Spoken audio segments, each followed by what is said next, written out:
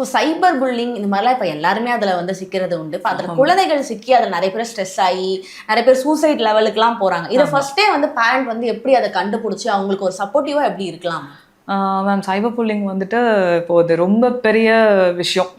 Okay, so அது வந்து இப்போ பசங்களுக்கு தெரிஞ்சு பண்ணுறாங்களா தெரியாமல் பண்ணுறாங்களான்னா 100% அவங்களுக்கு அதில் இருக்கிற த்ரெட் சுத்தமாக தெரியாது மேம். அவங்கள பொறுத்த வரைக்கும் வீட்டில் கிடைக்காத அன்பை வெளியே போய் தேடுறாங்க. இப்போ வந்து ஒரு குட்டி விஷயம் ஏதாவது ஒன்று அவங்க பண்ணுறாங்கன்னா நீங்கள் அதை அப்ரிஷியேட் பண்ணலையோ இல்லை இதெல்லாம் ஒரு விஷயமா அப்படி ஏதாவது நீங்கள் சொல்கிறீங்க அப்படின்னா அவங்களுக்கு அது ஹர்ட்ஃபுல்லாக இருக்கும். அது ஹர்ட்ஃபுல்லாக இருக்கும்போது யார் அதை அப்ரிஷியேட் பண்ணுறாங்களோ அவங்கக்கிட்ட போய் ஜெல்லாக ஆரம்பிச்சிருவாங்க. இப்போது இந்த மாதிரி ஆன்லைனில் நிறைய நம்ம நியூஸ் பார்க்குறோம் இல்லையா, இன்ஸ்டாகிராமில் அன்னோன் பர்சனோட சேட் பண்ணுறாங்க. லாஸ்ட் வீக் கூட இஷ்யூஸ்லாம் வந்துச்சு. ஸோ எவ்ரி வீக் இந்த மாதிரி நிறைய இஷ்யூஸ் வந்துட்டு தான் இருக்குது. பாயிண்ட் என்னன்னா, ஹவு பீப்புள் ஆர் பிலீவிங். இந்த குட்டி கிட்ஸுமே எப்படி பிலீவ் பண்ணுறாங்க, இந்த மாதிரி வெளியில் அன்னோன் பர்சனை எப்படி பிலீவ் பண்ணுறாங்கன்னா ஒரே ஒரு விஷயம் தான் மேம், எமோஷனல் ட்ரஸ்ட் கிரியேட் பண்ணுறாங்க. அந்த எமோஷனல் ட்ரஸ்ட் கிரியேட் பண்ணுறது ரொம்ப ஈஸி. நீ சூப்பராக ஒரு பொண்ணாக இருந்தாங்கன்னா நீ அழகாக இருக்க, நீ இது பண்ணுற அதை பண்ணுறன்னு சொன்னாலே அவங்க வந்து தே ஃபீல் குட். ஓகேயா?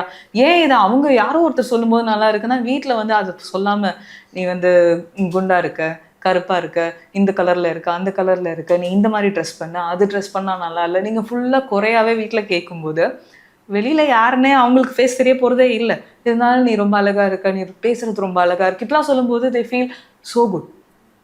அப்போ என்ன ஆவாங்கன்னா ஆட்டோமேட்டிக்காக அவங்களோட அட்டாச் ஆகிடுறாங்களா?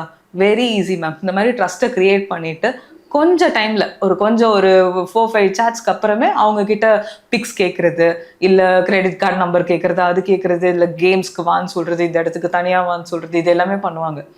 இந்த குட்டி பீப்புள் தானே இவங்க எல்லாம், குட்டி கிட்ஸ் தானே இவங்கெல்லாம் என்ன பண்ணுவாங்கன்னா ஈஸியாக நம்பிடுவாங்க. 8th ஸ்டாண்டர்ட் 9th ஸ்டாண்டர்ட் ரொம்ப ஈஸியாக நம்பிடுவாங்க.